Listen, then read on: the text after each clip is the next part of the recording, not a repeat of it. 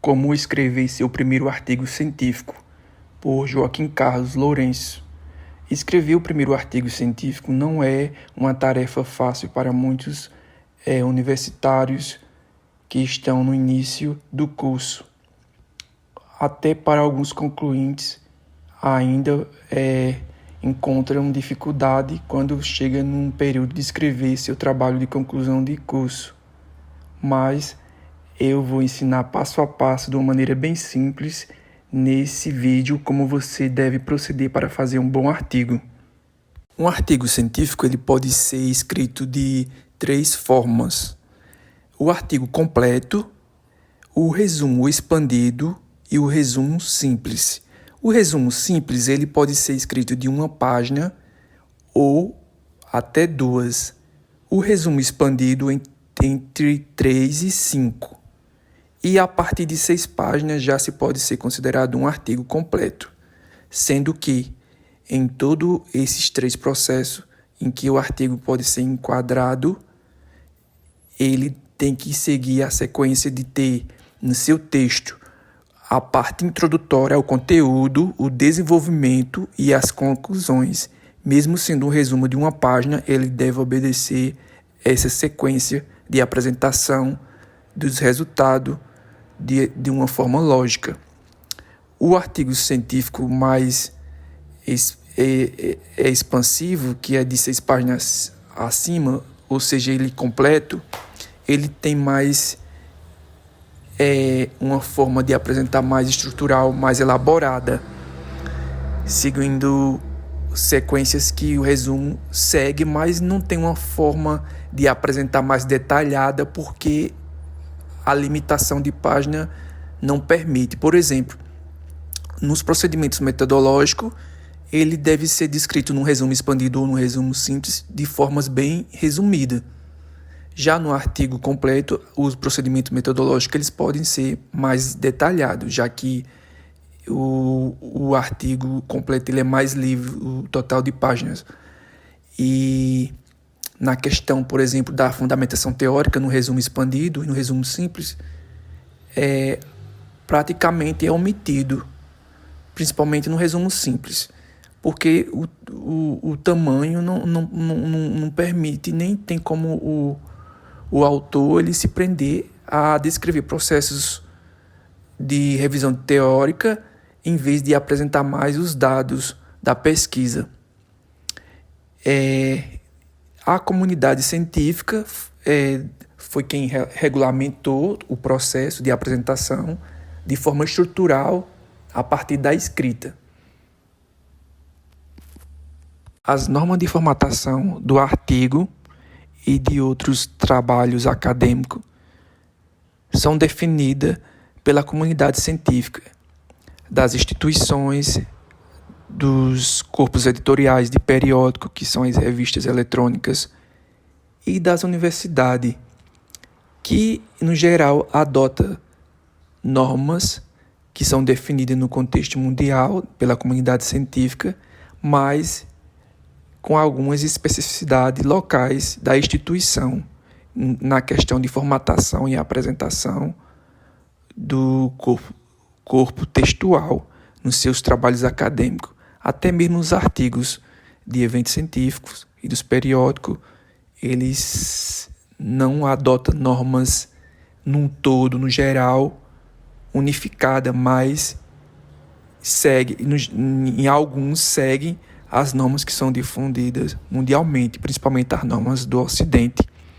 E essas normas de apresentação que foram definidas pela comunidade científica, elas foram definidas para facilitar a forma que se deve apresentar a escrita do corpo do texto, do artigo, a estrutura do texto, a forma como deve ser inserida as figuras, gráficos, tabela, quadros, infográfico, entre outros. Até mesmo os títulos dessa estrutura não textual que se coloca nos artigos, que são os gráficos, tabelas, quadros e figura. E as legendas, elas têm indicações de como devem se apresentar e proceder à formatação. Tudo isso é para deixar uma forma bem apresentável e elegível que o leitor possa entender como o artigo foi feito. Um artigo científico ele tem a seguinte estrutura. Primeiramente, o título, depois, geralmente, vem a indicação dos autores ou autor, e logo ao lado do seu nome na sequência, a identificação da instituição, o seu correio eletrônico, o seu maior título acadêmico e até, às vezes, o endereço onde o profissional reside, seu endereço profissional. E depois vem o resumo, com antecedente a palavra resumo e logo após o resumo do artigo, que deve contemplar todo o artigo, desde a introdução, descrever os processos metodológicos, um pouco introdutório do que é o artigo, resultado e conclusões. O resumo ele deve ser escrito de uma forma que deixe o leitor com vontade de ler o artigo. Ele é, como se pode dizer, a primeira impressão que se pode ter do artigo. Se o resumo estiver bem escrito e de uma forma atrativa, ele vai deixar o leitor mais curioso e querer ler todo o trabalho. E abaixo do resumo vem as palavras-chave, que são geralmente entre 3 a 5, e essas palavras-chave também devem ter uma forma de identificação com o artigo, que sejam a fórmula do título, mas que não seja a repetição, que são termos, que as palavras-chave elas são uma forma de termos que, se fizer uma busca esses termos, se possa chegar ao tema do artigo. E logo após as palavras-chave se vem logo a introdução, que é a parte onde o autor vai apresentar o tema aos leitores. E depois da introdução vem a fundamentação teórica, que é a parte do artigo que o autor vai fazer a revisão da bibliografia que tem alguma relação com o tema que ele demonstra no seu título. E após a fundamentação teórica, vem os processos metodológicos que o artigo adotou para realizar a pesquisa. E depois os resultados e discussão. E a seção final, que são as considerações finais, e por último a referência. É possível que, dependendo da área, a estrutura possa ser apresentada de outra forma e outra sequência, mas sempre vem a introdução e a fundamentação teórica. O que pode mudar seria a posição dos procedimentos metodológicos após a introdução, bem antes da fundamentação teórica, e ficaria apenas nessa posição, mas no geral a estrutura do artigo ele segue essa sequência. As seções são essas: introdução, fundamentação teórica, metodologia da pesquisa, resultado, considerações e referência. Os artigos eles são geralmente enquadrados por áreas e sub-áreas de pesquisa. Exemplo, tem a área da saúde, finanças, meio ambiente, tem a área de agronomia e por aí vai. E o tema do artigo ele deve ter alguma relação, geralmente, com a área que o artigo está enquadrado. Geralmente, essa relação ela se mostra no título. E os assuntos complementares da fundamentação teórica também, elas têm que ter uma relação com a área que o artigo está enquadrada. A introdução do artigo é a seção que o autor vai fazer a contextualização introdutória do tema ou assunto que ele pretende discutir ou pesquisar em seu trabalho de pesquisa. Geralmente se faz uma retrospectiva do macro para o micro. O que seria isso? Por exemplo, se ele vai falar de um tema que tem alguma relação muito relevante no contexto internacional, é indicado que ele comece falando como esse tema é discutido no exterior, para depois ele começar a discutir como se apresenta no seu país. E, se possível, fazer uma relação até o nível local, como esse tema é tratado. E a partir daí, quando ele fizer essa discussão de todo o contexto macro, ele vai introduzir a pergunta problema, que é o que ele se pretende responder no seu objetivo, que geralmente é como se ele fizesse uma pergunta.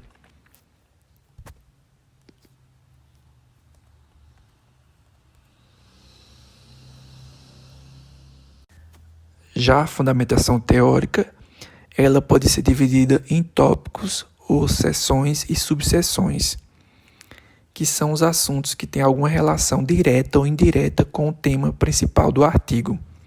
Por exemplo, se eu vou falar da inflação, que assuntos poderiam ser correlatos com a inflação? Poderia ser juros. O que é juros? Que a inflação ela tem relação com o aumento do preço. Demanda, oferta, tudo isso tem relação com a inflação. E esse sistema poderia colocar em seções na fundamentação teórica para descrever a partir de citações bibliográficas o que seriam esses termos, para deixar o leitor mais, digamos, íntimo com o tema e entender melhor o que seria a inflação. E essa revisão bibliográfica também ela pode ser feita tanto a nível mundial, no contexto internacional, até o contexto local. O autor ele tem essa autonomia de fazer toda essa pincelada na questão de seu trabalho. E geralmente hoje é muito cobrada essa questão do contexto externo para o local. A metodologia ou processo metodológico é a seção do pesquisador vai descrever os métodos que foram utilizados em sua pesquisa e quais tipo de pesquisa seu estudo se enquadra. É nessa parte que o pesquisador vai dizer se sua pesquisa foi revisão bibliográfica, que pode ser pesquisa em livros, periódicos, documentos, relatório, ou se sua pesquisa foi uma pesquisa de campo, a partir de aplicação de questionário, entrevista, observação em loco, ou se sua pesquisa foi a partir do método experimento, a partir de cultivos de alguma planta para observar características fisiológicas, testes que geralmente é utilizado na área de saúde ou na área agronômica, análise também de laboratórios, que é muito utilizado na área de saúde, ou se sua pesquisa for um estudo de caso, que pode ser a partir da observação, realização de entrevista, testes, questionário, e a combinação destes também pode ser, desses métodos e metodologia, eles podem ser combinados numa mesma pesquisa. Nem sempre uma pesquisa de um estudo, de um artigo, ele utiliza apenas um método de pesquisa e um método de coleta de dados, que geralmente é questionário, entrevistas são instrumentos de coleta de dados, e estudo de caso e a forma como se aborda a pesquisa. E pesquisa de campo é o tipo que a pesquisa está enquadrada, assim como a revisão bibliográfica e o estudo de caso. E também o uso de experimento, que também é um tipo de pesquisa e de método. E o experimento não seria um instrumento de coleta de dados, mas sim um método. O instrumento seria o quê? As anotações que o pesquisador ia realizar através de seguindo alguns parâmetros, que algumas pesquisas eles utilizam testes estatísticos ainda também para fazer a análise a coleta e análise dos dados para depois mostrar nos resultados.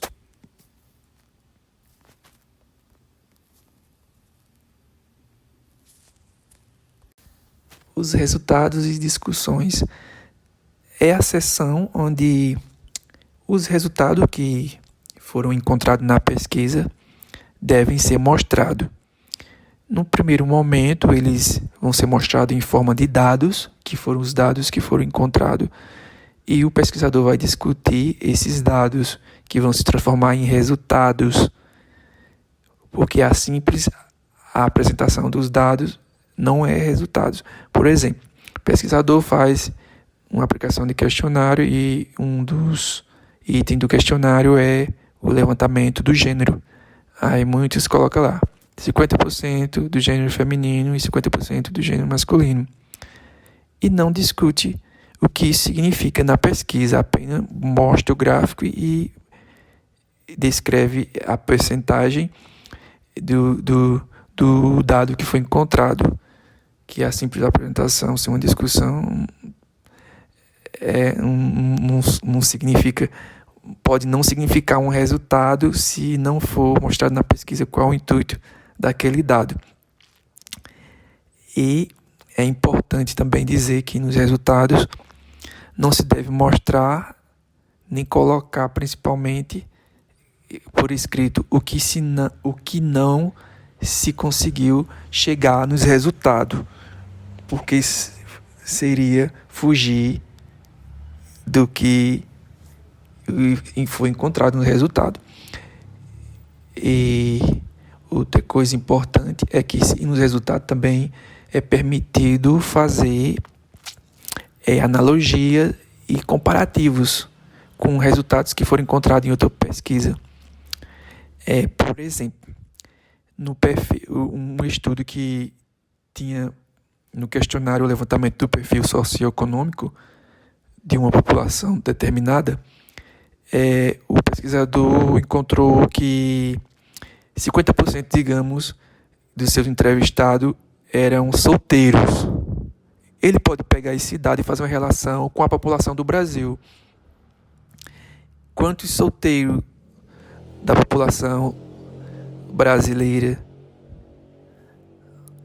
pegaria esses dados em um site de dados estatísticos governamental e fazia um comparativo, mas esse comparativo tinha que ter alguma relação com o que foi pretendido pela sua pesquisa. O que significa? Porque se ele queria saber, por exemplo, porque a inflação, por exemplo, atinge mais a população de que faixa etária. Então, ele poderia fazer a relação a partir se a pesquisa dele encontrou 50% do seu entrevistado era solteiro, ele ia buscar na literatura quantos dos solteiros no país era impactado pela inflação, se a sua pesquisa tivesse alguma relação. E nunca se deve fazer uma relação que não tem sentido. Pode ser que tenha ficado confuso o que eu falei, mas porque eu não utilizei um exemplo claro para tentar exemplificar assim verbalmente, foi uma coisa de cabeça.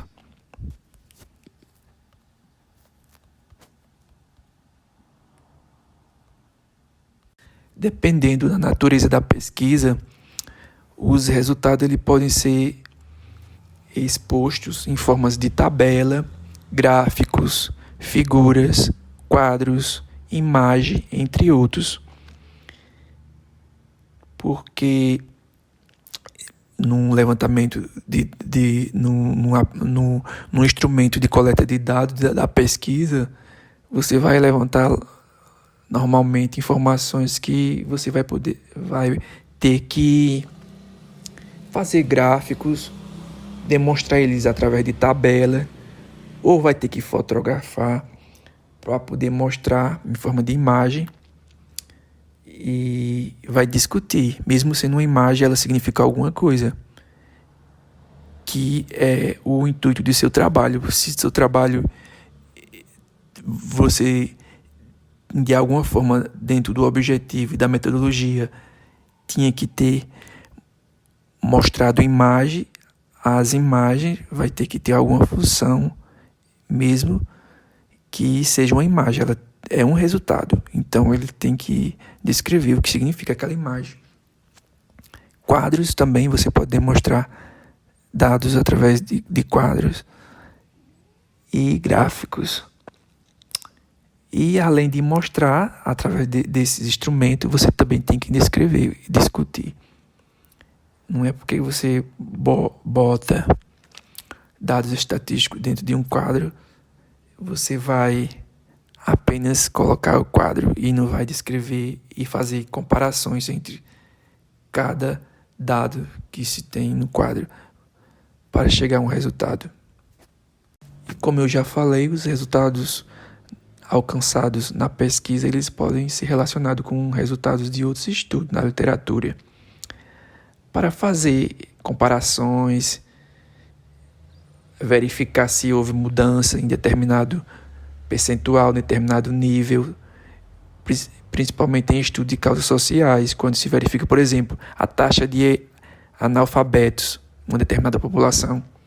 Quando se faz um estudo posterior, que se tinha o mesmo objetivo, ele pode descrever que se houve uma melhora ou se piorou. E se melhorou ou se piorou, por quais condições. Isso é possível demonstrar nos resultados. O pesquisador ele pode fazer inferências, desde que seja na forma impessoal e também que se use a literatura como um meio para fazer essas interferências. Considerações finais ou conclusões é o momento que o pesquisador vai fazer o fechamento de seu trabalho. É importante dizer que não pode, assim como no resultado, colocar conclusões que se não chegou no trabalho. Nas considerações finais, você pode também fazer algum uso de trecho de outros trabalhos, desde que seja apenas para fundamentar as conclusões do seu trabalho. Mas geralmente não se usa muito esse recurso, porque as conclusões é um momento do pesquisador, é uma parte que não é permissível nem comentar assim, não é elegante comentar dados estatísticos em forma de números, e é uma parte que o pesquisador vai se expressar livremente, porque ele não vai estar amarrado mais a seguir os procedimentos que são impostos pela comunidade científica, em termos do uso de citações. Ele vai apenas falar o que ele conseguiu chegar em seus resultados. E aí ele vai fazer uso da linguagem pessoal e apenas comentar com suas palavras. Não fazer muito uso, como eu já falei, de citações e nem dados estatísticos. Apenas uso de textos. Isso é o mais indicado, mas dependendo do caso ou do tipo da área do trabalho, pode-se ter exceções. Após as considerações finais, vêm as referências, que é uma parte muito importante do artigo, pois é nessa seção que o autor vai dar os créditos a todos os autores e fontes bibliográficas que ele utilizou em seu trabalho, pois não fazer citações de trechos que não foram de sua autoria é crime, considerado plágio. Por isso, o autor ele deve fazer referência de todas as citações que ele utilizou no seu trabalho. Bom, foi isso, galera. Foi uma apresentação muito simples, mas o intuito meu foi apenas contribuir de alguma forma com o meu conhecimento para com as pessoas que ainda têm alguma dificuldade.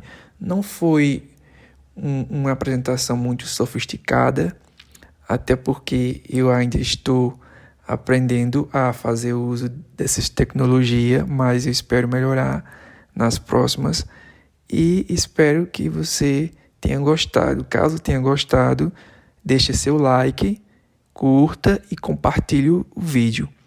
E ainda, se quer acompanhar o meu trabalho, inscreva-se no canal. Até a próxima!